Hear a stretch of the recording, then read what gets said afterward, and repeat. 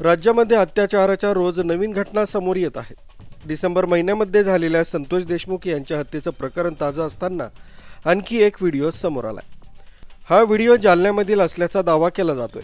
यामध्ये एका तरुणावर काही लोकांकडून अमानुष अत्याचार होत असल्याचं दिसून येत आहे. कैलास बोराडे असं या तरुणाचं नाव असल्याचं समोर येत आहे. तळपत्या सळईचे चटके हे पीडित तरुणाला दिले जात आहेत. तरुणाच्या उघड्या अंगावर हे जळत्या सळईचे चटके दिले जात आहेत. तापलेल्या रॉडनं कैलासच्या पायाला, पोटाला, पाठीला, मानेवर, गळ्याजवळ, दंडावर, डाव्या तळ हातावर चटके देत संशयितांनी जीवे मारण्याचा प्रयत्न केला. जालन्याच्या पोलीस प्रशासनाने या घटनेची दखल घेतली असून आरोपीला अटक झाली आहे. तसंच आरोपीवर 307चा गुन्हा दाखल करण्यात आला. मात्र या घटनेमुळे माणसांमधील माणुसकीच हरवली की काय असा प्रश्न उपस्थित होतोय. महाराष्ट्रामध्ये होत असलेल्या या गंभीर घटनांमुळे राज्यामध्ये कायदा सुव्यवस्था आहे की नाही असा प्रश्न निर्माण होतोय. हा व्हिडिओ जितेंद्र आव्हाड यांनी देखील सोशल मीडियावर शेअर केलाय.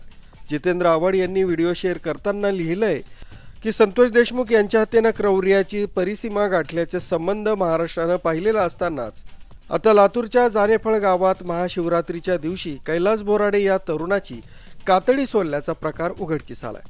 लोखंडाच्या तप्त सळईनं त्याच्या शरीरावर डाग देण्यात आले. कारण काय तर तो मंदिरात केला.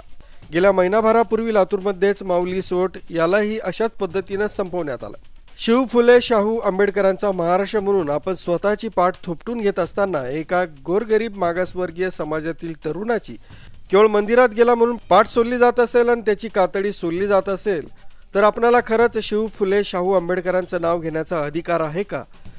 कालच मी संतोष देशमुखचे फोटो आधीच सरकारकडे असल्याचं नमूद करून सरकारचा उल्लेख निर्दयी असा केला होता. आता महाशिवरात्रीच्या दिवशी घडलेल्या या घटनेची साधी वाच्यताही केली जात नसेल. केवळ मंदिरात प्रवेश केला म्हणून जर असे हालाल करून मारलं जात असेल तर या गोरगरीब दलित समाजातील तरुणांनी कायदा हातात घेतला तर त्यास फक्त हे सरकार जबाबदार असेल असा घणाघात आमदार जितेंद्र आव्हाड यांनी केला. दीपक जाम, चाळीसगाव स्पीड न्यूज, जालना.